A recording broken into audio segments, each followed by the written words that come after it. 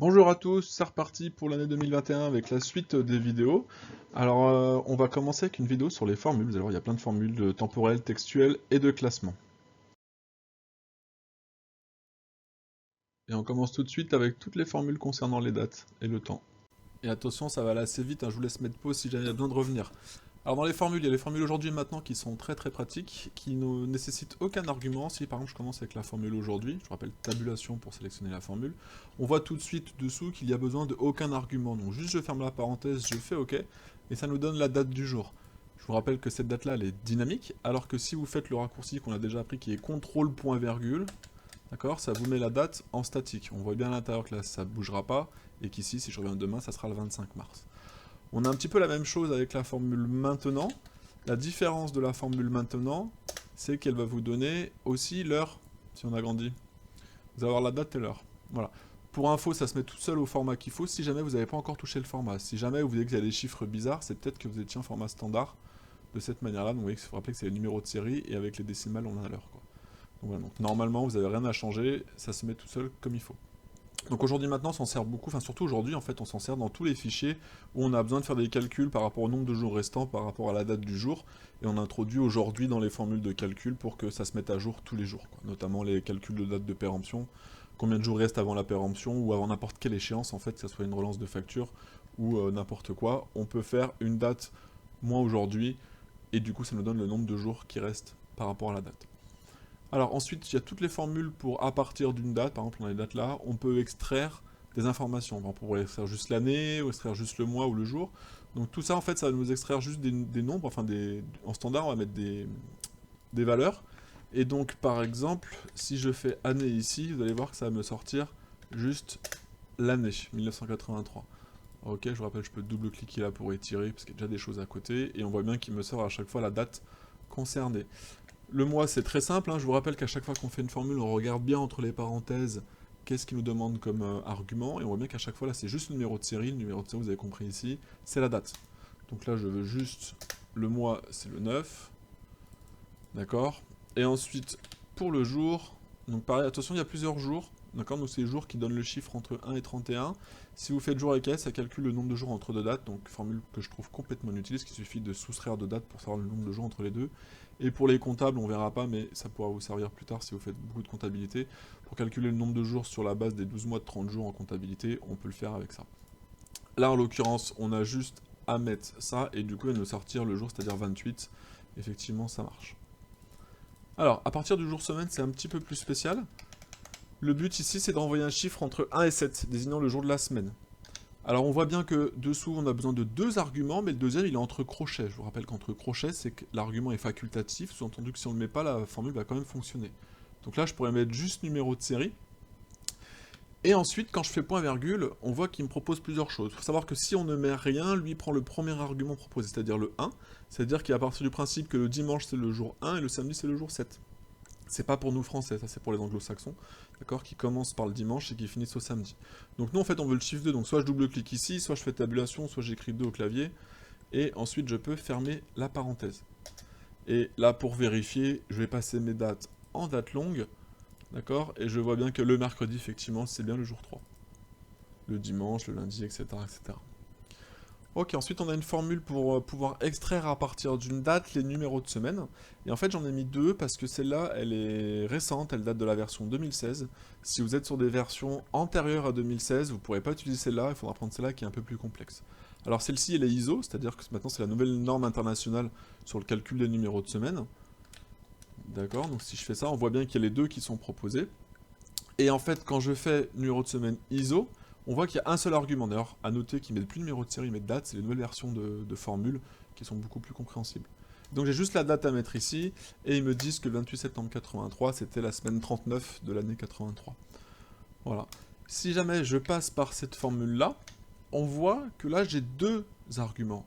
Le premier, c'est toujours la date, mais le deuxième, il me demande le type de renvoi. Alors en fait, il faut comprendre qu'il y a plein de manières de calculer les numéros de semaine dans le monde entier. Il y a plein de pays qui faisaient ça un petit peu différemment. Voilà, il y en a qui considèrent que c'est le 1er janvier qui fait la première semaine.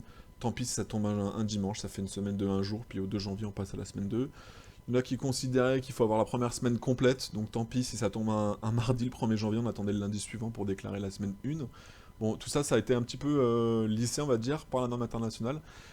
Donc on retrouve dans l'ISO. Ici, moi, mon moyen mémotechnique pour me rappeler, ce que sinon je sais plus quel code il faut mettre, je prends le 21. Donc c'est celui-là qu'il faut mettre en me disant c'est la dernière technique qui a été créée qui a mis le monde entier d'accord. Donc je prends cette technique-là avec tabulation 21 et du coup on va avoir les mêmes numéros de semaine. Voilà. Tac. Voilà, donc ça dépend vraiment des entreprises dans lesquelles vous travaillez. Il y en a pour qui ça n'a pas d'importance numéro de semaine, et il y en a qui font tout à la semaine, parfois dans les ventes, parfois dans les planifications de BTP, etc. Vous verrez dans vos entreprises. Alors ensuite, important de savoir calculer le nombre de jours ouvrés, pareil, suivant vos besoins d'entreprise, ça peut être super important. Et l'idée c'est quoi? C'est que si on me dit, bah écoute, à partir du 3 avril jusqu'au 28 septembre, on a combien de jours ouvrés? Si je dis que je pars en vacances de là à là, ça va me coûter combien de jours ouvrés? Ça fait des grandes vacances, plutôt sympathiques là. Et du coup, je vais commencer avec la première formule qui est le nombre de jours ouvrés tout court, puis après vous allez voir qu'il y a le nombre de jours ouvrés international. Donc si je fais le nombre de jours ouvrés comme ceci, on voit qu'il y a 1, 2, 3 arguments. D'abord la date de départ, ok, je la mets, je fais point virgule, je vois que ça passe en gras maintenant sur date de fin, je la mets, je fais point virgule, et les jours fériés, toujours entre crochets, donc facultatif, ça veut dire que je peux ne pas mettre les jours fériés.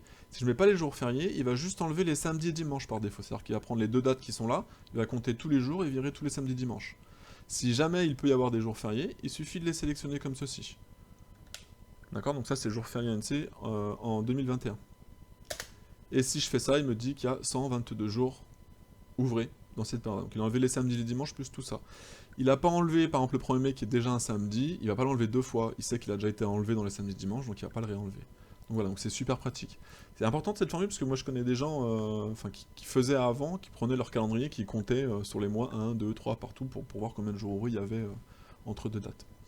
Cette formule-là, elle fonctionne bien quand on est sur des samedis-dimanches. Donc c'est le classique, quand vos jours chômés, entre guillemets, sont samedi-dimanche. Sauf que parfois, dans certaines activités, ce n'est pas le samedi et le dimanche qu'il faut retirer.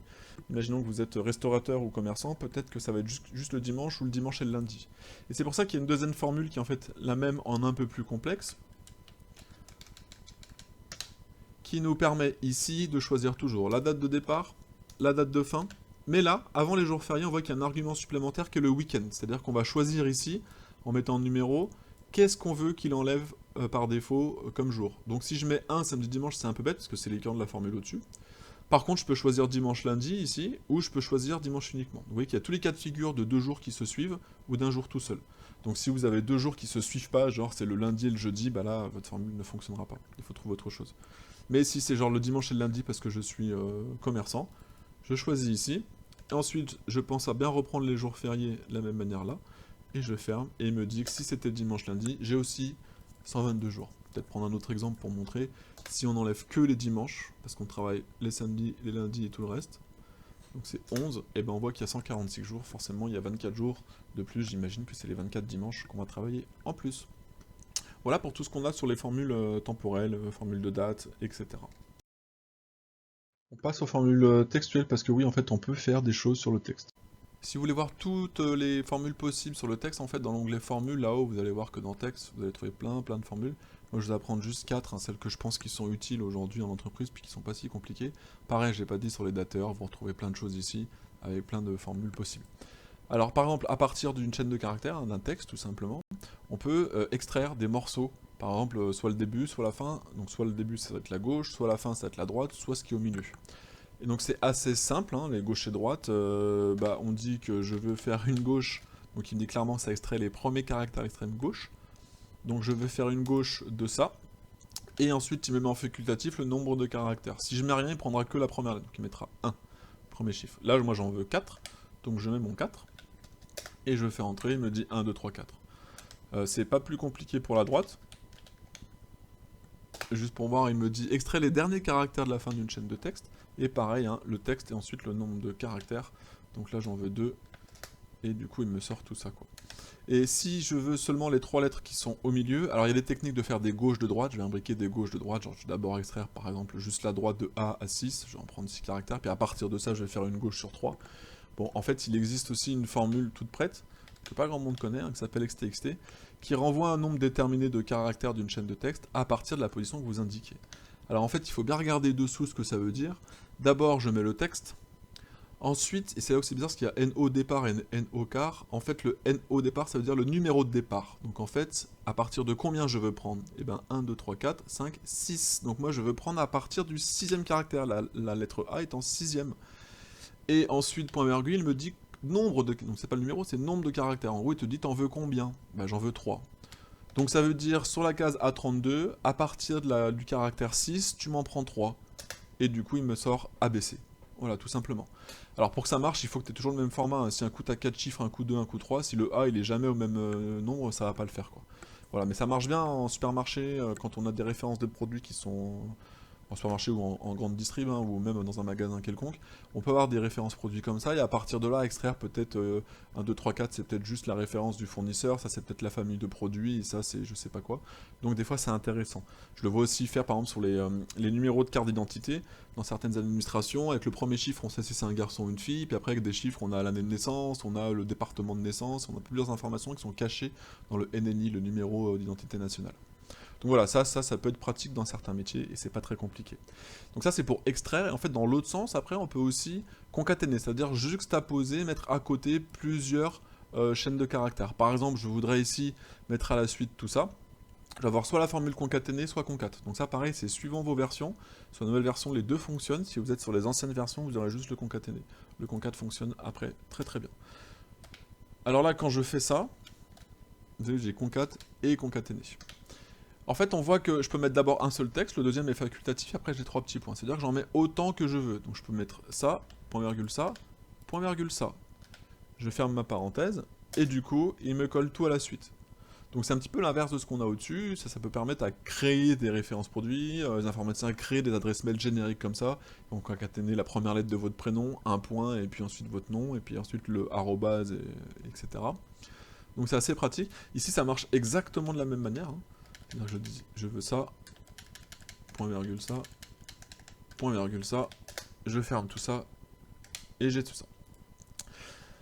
Maintenant, ce qui est intéressant, c'est si je veux rajouter moi aussi du texte à l'intérieur. Et donc, pour ce faire, il faut que je mette des guillemets. Donc, par exemple, je vais mettre... pas je m'appelle, mais... Elle s'appelle. Je mets bien un espace ici. Point virgule. Et là, je vais mettre ça. Point virgule. Là, je voudrais juste mettre un espace. Donc, je mets mon espace entre les guillemets. L'espace est considéré comme un caractère, je vous rappelle. Et ensuite, ça. Et on peut continuer. Et L-A, tac, tac, et faire quelque chose comme ça. Je vais juste mettre un petit point de fin de phrase. Voilà. Et donc après, je pourrais changer n'importe quoi.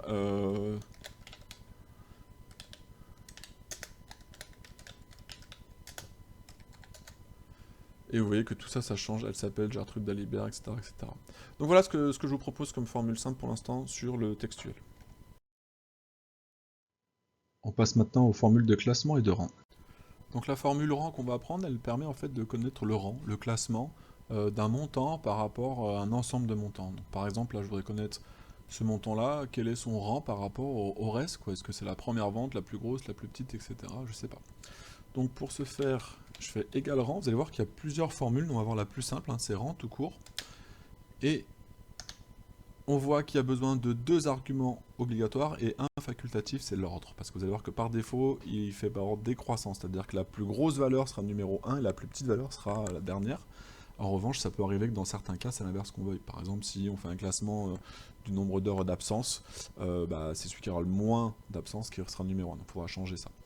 Là, en l'occurrence, c'est très simple, c'est quel est le rang de cette case-là par rapport, et référence, c'est l'ensemble qui est ici. Donc par rapport à tout ça. Voilà. Et ensuite, si je fais point virgule, on voit que si je mets 0, c'est comme si je mettais rien, c'est en mode décroissant, mais si je veux le faire dans l'autre sens, je mets bien un 1. Donc pour l'instant, je vais mettre 0, mais notez bien que je pourrais ne rien mettre, ça serait pareil. Et il faut juste enlever le XPF laissé en standard, et on voit du coup, d'accord, que la vente numéro 1 ici, c'est effectivement la plus grosse vente. On voit que si je classe maintenant du plus petit au plus grand, et ben mes ventes sont bien dans l'ordre chronologique. Donc on a du coup le classement de chaque vente. L'avantage de le faire comme ça, plutôt que de mettre les numéros et d'étirer, c'est que si je rajoute des ventes, ça va changer les classements tout seul. Donc c'est plutôt super pratique. Donc ça donne le classement par rapport à un ensemble. Maintenant, c'est assez pratique quand on veut aussi connaître, par exemple, la plus grosse valeur. Ou la plus petite valeur. Alors si c'est juste la plus grosse ou la plus petite, on va faire... Alors d'ailleurs ici il y a une petite erreur, excusez-moi, ici c'est petite valeur. Voilà, et si on fait... ça serait la formule max, et ça serait la formule min. Vous savez, par rapport à tout ça, on voudrait connaître la plus grande ou la plus petite. En fait, l'avantage de le faire avec grande valeur, c'est que par exemple, si je veux la 10e plus grande valeur, je prends la formule, et il me dit renvoie la k-e plus grande valeur dans une série de données. Donc c'est très simple, il me dit par rapport à la matrice, donc par rapport à toutes ces valeurs-là, ok, point virgule, et ben je lui dis que je veux la 10e, et pour ça, je vais aller cliquer sur... Alors je peux pas, je vais aller comme ça, et donc il va prendre le 10 là. Je pourrais mettre 10 directement dans la formule, mais si je le mets à côté, je vais pouvoir étirer ça. Et donc en gros il me dit je te renvoie la 10e plus grande valeur. Et on peut aller faire un test, hein, parce que là on voit que c'est 1 868 000, et si on va voir la 10e, c'est effectivement bien 1 868 000. Donc après j'ai plus qu'à étirer ça, et on retrouve mon 9 millions en premier. Évidemment il faudra mettre du XPF un petit peu partout, peut-être qu'on peut le faire directement.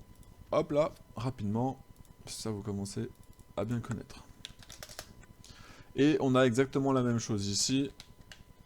Si je fais petite valeur, il me dit par rapport à toute cette matrice là, sélectionner avec votre clavier souris c'est beaucoup plus simple.